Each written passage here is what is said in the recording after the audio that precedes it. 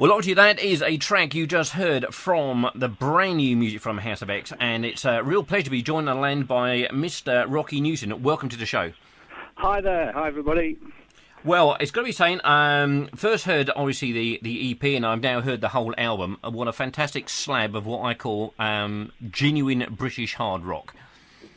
Oh, well, thank you very much. Yeah, we like it. It's kind of what we do, so well, it's yes, not really going to turn out any other way. I was going to say, that's probably an understatement.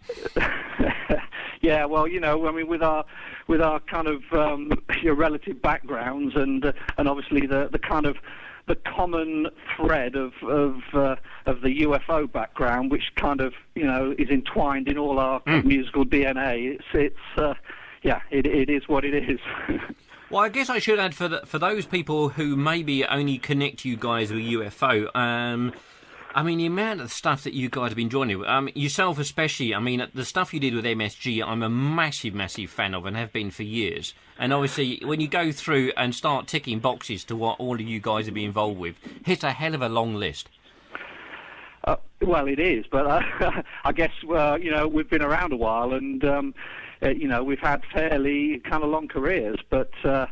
I mean, some of the stuff we did in the early days, it's sort of become bigger now than it was then. It was they were just bands we were in, because of the way everybody else's careers and the careers of those around us have developed. I guess it's they've kind of achieved more kind of semi-legendary status or something. I don't know.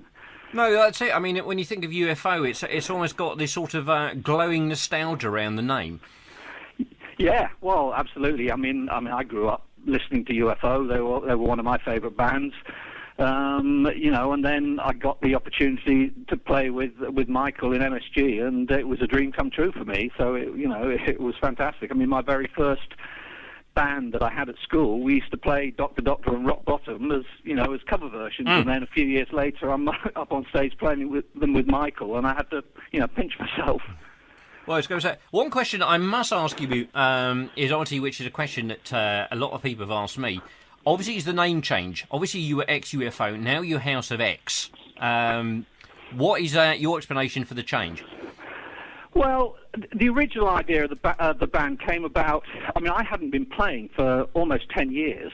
I'd just been kind of, bringing a family up, and sure. Effectively, I suppose, I'd retired from the music business. And then I got a phone call from Clive Edwards saying that, why don't you dig the bass out and we'll go and do a few gigs or do something. And then I said, well, if we do, it wants to be something kind of within my comfort zone. And no matter what we ever do from now on, we're always going to be related to UFO and MSG. That'll be because, and we don't...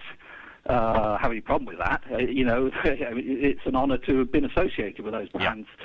And so we started out and we thought, well, we could do... the original idea was we'll just we'd go out and play in a few pubs and play some UFO songs. It'd be like a kind of super tribute band, if you like. But, right. But then we did, and we thought, well, hang on a minute. We're not really a tribute band at all, no. Because we're all, in our own way, original members of those bands. So we thought, well, we'll call it ex-UFO. And so we did, and we were happy with that, because then that, kind of immediately gave us, several rungs up the ladder. We weren't just starting with this unknown name and having to explain to people who we were and what it was all about. And so we did that, and then we thought, the idea always was that we wanted to do, because we were all writers in the band, we wanted to do fresh songs, new material, and so we did that for a while, and then we kind of found it was closing as many doors as it was opening. A lot of the festivals were saying to us, well, great band, but why would we want to book ex-UFO when we can book UFO or MSG? Okay. And so we were kind of painting ourselves into a corner with it, and so we thought, okay, we've now got an album of completely new material, with the exception of a reworking of Martian Landscape. And so we decided to call it House of X, and we kind of, there's a thread with the X coming from the ex-UFO and with the logo and everything, so it kind of connects. And we thought, well, we'll just go out as that and see, hopefully people will take it, maybe more seriously than they have done.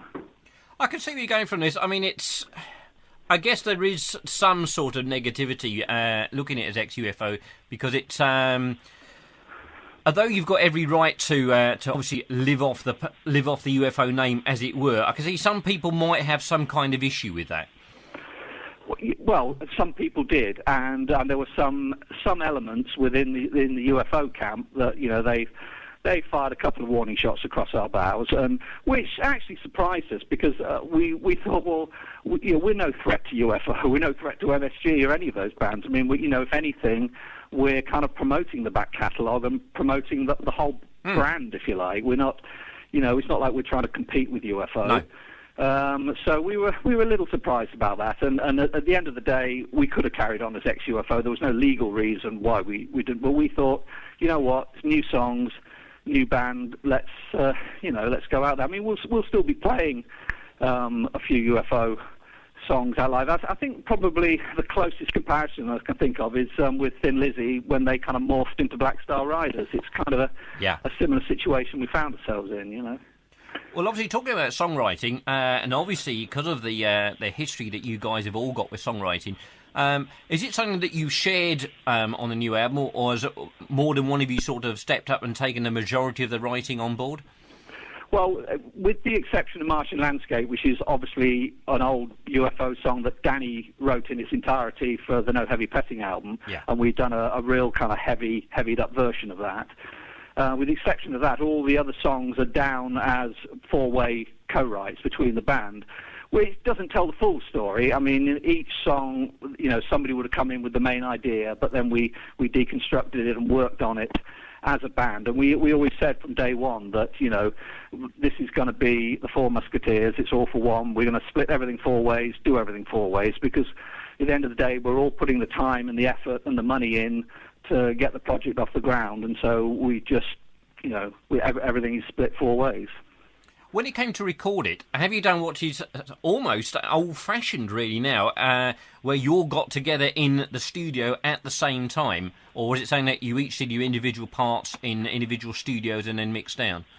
No, we did it the good old-fashioned way, and actually sat in the room and I would think in fact, all the backing tracks the bass and drums are all live. They're all one take, and the rhythm guitar was a guide guitar. Then the rhythm guitars were sort of put on, overdubbed afterwards. Yeah. But the bass and drum, obviously there was the odd little bit we'd fix or whatever. But it's basically the rhythm section is a live one take, and then everything else overdubbed. But no, we were definitely all sat in the same room playing, looking each other in the eye, and trying to get the kind of the feel and the vibe off each other. So. Well, I'm glad you said that because I thought maybe it was a trick of my ears, or maybe I'm just wishing too much. But I can almost tell when something is recorded in what I call the proper way. Because the problem with, obviously the way the internet is and bands work together, and obviously you've got a lot of projects going on and people either side of the Atlantic, etc. I always think, and maybe I'm wrong, not being a musician myself, that maybe you just miss, a small segment because you're not sort of bouncing off at each other in real time, if that makes any sense. Well, absolutely, and you can't kind of recreate the groove and the feel if you're not in the same room, literally having eye contact and playing, especially with a bass player and a drummer. And I've been playing with Clive since 1982, I think, on and off over the years. So, we work well together, and we know what works for us. And you need to be in the same room. It just it doesn't work. It would have been tempting for us to try and do it in another way, because the logistics of the band are a bit of a nightmare, because Danny lives in the south of France, I live in Lincolnshire, and Clive and Lawrence live in West London. So it's like getting all the planets to align to get all of us in the same room at the same time. But, yeah. Speaking of old ways, as it were, of recording, did you record completely digitally, or did you record in analog and then mixed digitally? It was recorded digitally. It wasn't done onto tape. I don't even know. I guess there are places that are still doing that, but we were on, to put it bluntly, on a fairly tight budget, as we basically financed the album ourselves. Right. So this is not like, when I was signed to EMI or whatever, and we'd got 3 months in the studio in LA. This was, but having said that, the technology has moved on, and it's a lot cheaper to actually record. I mean, we recorded the whole album for the budget of about 2 days in the studio with MSG. So. Well, of course, I mean, to be honest, I mean, a lot of those days are long since gone now. Certainly, labels don't particularly like spending money, shall we say, which is a subject which is brought up on many an interview with a lot of different artists.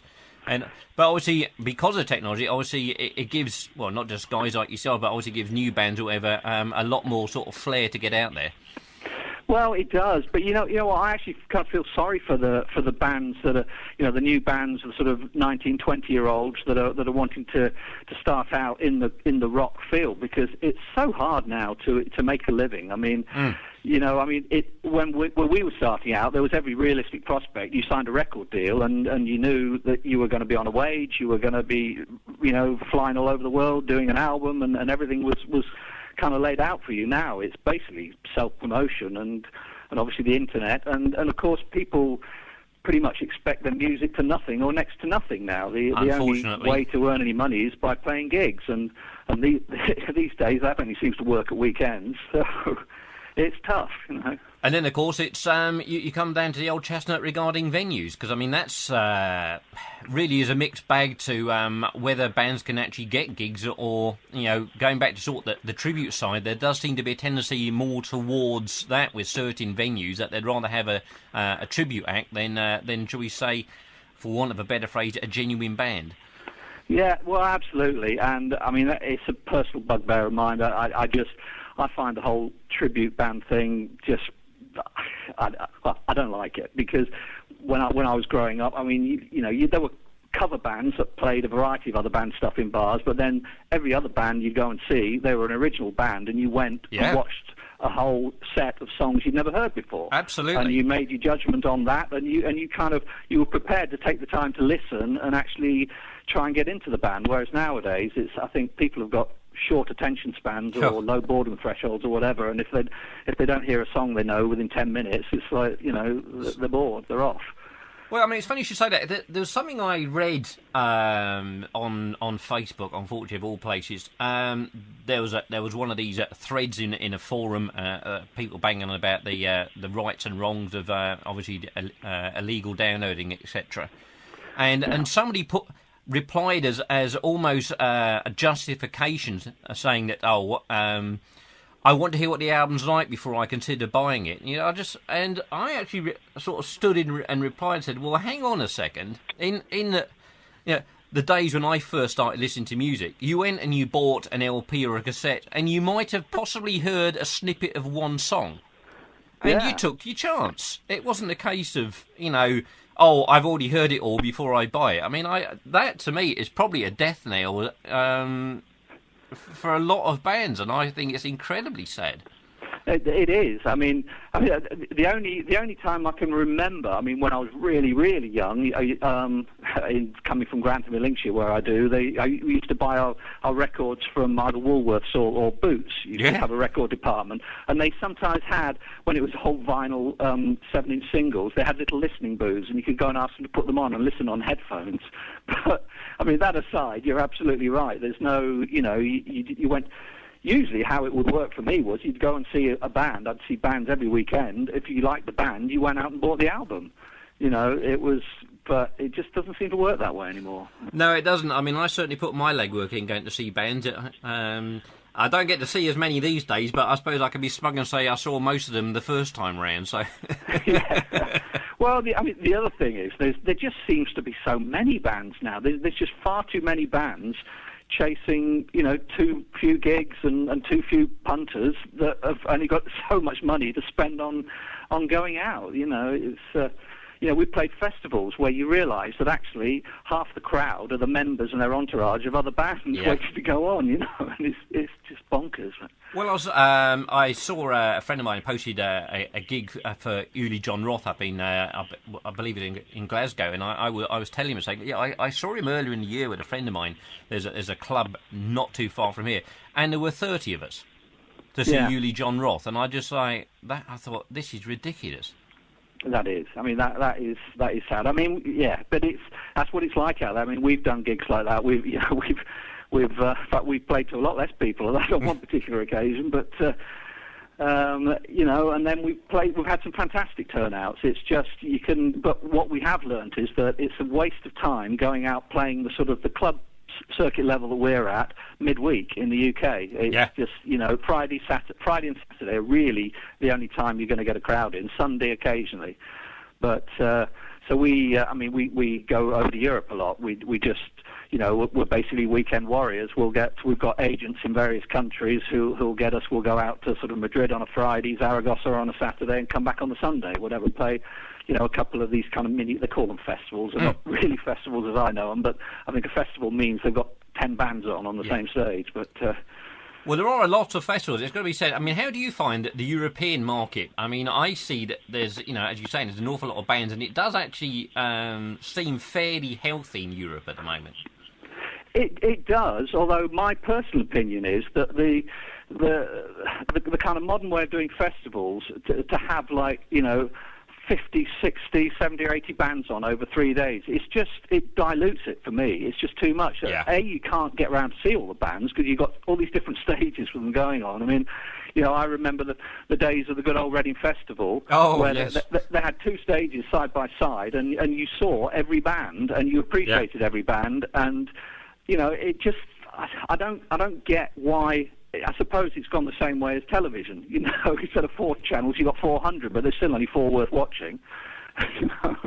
Yeah, no, I absolutely agree with you that. I mean, it's funny when I've covered a couple of sort of festivals over here. I'm generally working an interview, but I always try and juggle everything to sort of slot it round the bands so I can try and see as many as possible. But it's bloody tricky.